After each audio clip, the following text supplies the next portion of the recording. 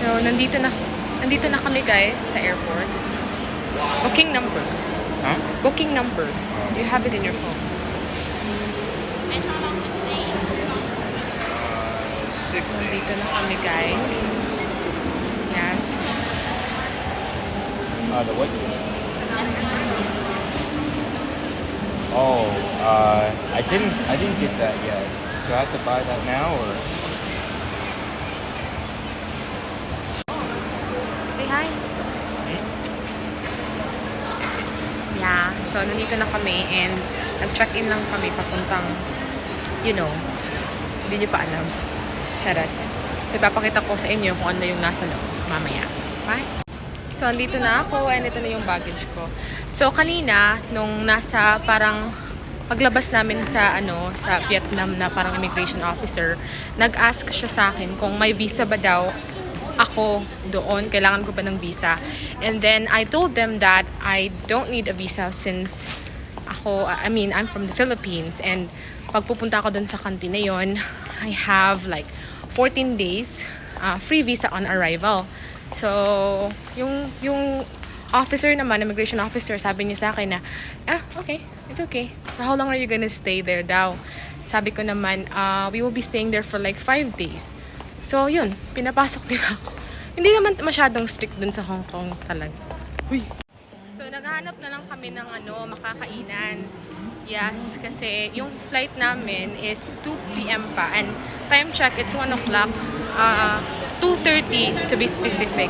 So, ang gagawin lang namin, maghahanap kami ng pagkain, tapos kakain kami, tapos pupunta na kami dun sa parang waiting line para pumunta ka na dun sa sa airplane, 'di ba? Papasok ka na sa airplane. Charas. So ito nga pala yung airport dito sa Da Nang. Hindi siya ganoon kalaki katulad nung nasa Thailand or yung sa ano ba 'yun? Bali, the airport there was pretty big or no? Yeah, I think it was bigger than this. Yeah. Yeah, it was bigger than this. Yeah, and maganda din yung ng style ng airport dun sa Bali. Yeah, very cultural. Yung parang nagsha-shout out talaga na, yeah, this is Bali. You're in Bali now. Yeah. Ganon. Ayun, nakakita na kami ng pagkain. Of course, Burger King. Burger King talaga yung nakita namin. Yes. Matagal-tagal na din siya hindi nakakain ng Burger King. Kasi walang Burger King dun sa tinitira namin, dun sa downtown. And yung McDonald's, I think, walang McDonald's dito. I think so. Nasa Ho Chi Minh ata. KFC meron. Yeah. Or Did you see Burger King? Did you just say Burger King? straight ahead. Or we can see how much the orchard costs. Yeah. Mag-order lang kami ng pagkain dito sa Burger King. Naisipan namin pumunta doon sa lounge. Pero, yeah. I would like to get chicken. Do you have spicy chicken? Yes, we have. Where? You want chicken burger or chicken fry? Chicken. Just chicken. Yeah, we Chicken with, just chicken and fries. Yeah. You don't want some drink together? Yeah, we drink too. Okay. So you want how many bits, ma'am? 2 or 3? 2. 2 bits? 2 spicy. And can I have the 10-piece chicken nugget? Oh, okay. Sorry. Na kaming kumain, hindi ako nakapag-shoot kanina kasi nga yung phone ko na lowbat na.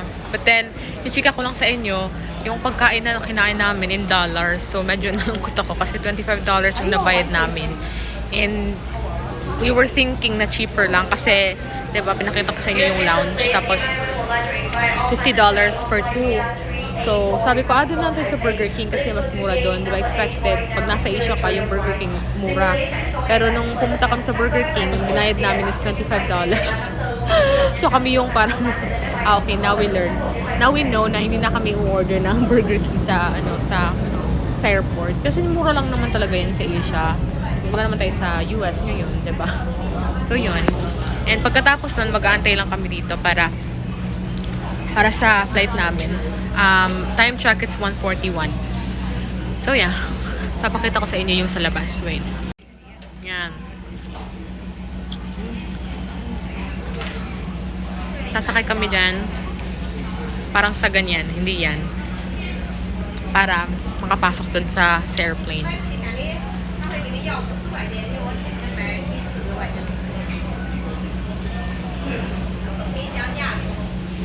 Excited, Bobby? Are you? Yes, I am. Yeah. Yeah, he's excited to go to that place. And that place, I said.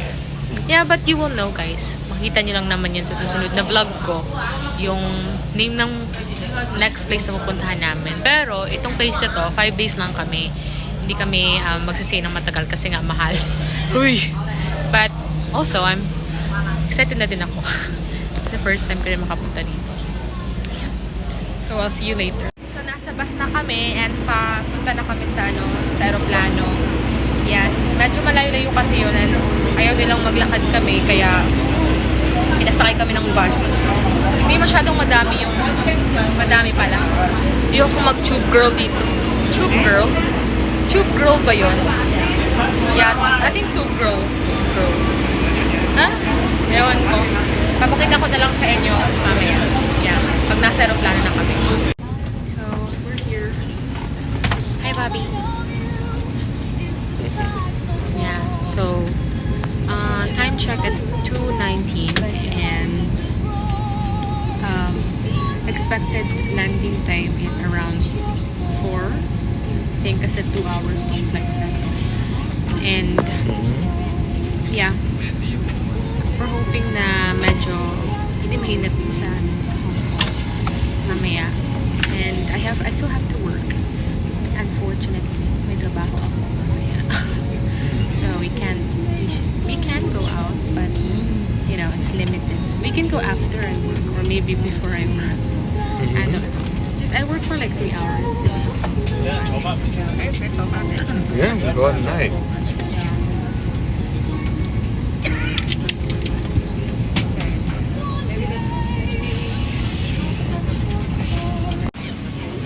So, andito na, nakaland na ang aeroplano.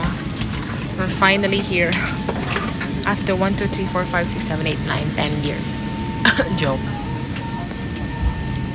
Medyo nahilo ako kasi nga ang likod ko kanina. Kaya yun. Merese. We're here. Umuulan sa labas. I guess. Same lang din naman ng weather pala kahit saan. Dito, sa Pinas, or sa Vietnam. Pareho lang sila ng weather. Palabas na kami. And as you notice, umuulan sa labas. I hope magiging okay na yung weather tomorrow. Kasi may pupuntahan kami.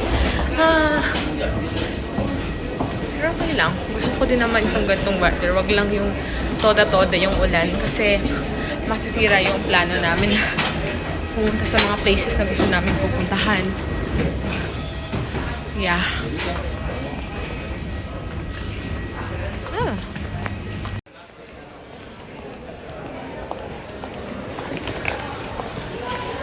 Medyo nagmamadali kami kasi alam namin yung immigration na yan.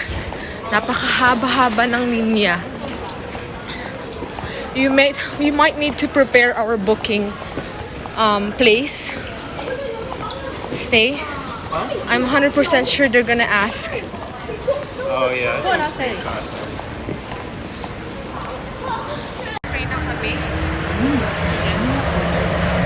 Not so sure kung saan kami pupunta. Dun sa immigration.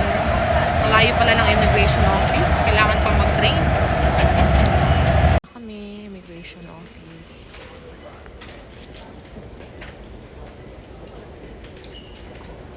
Waiting na lang.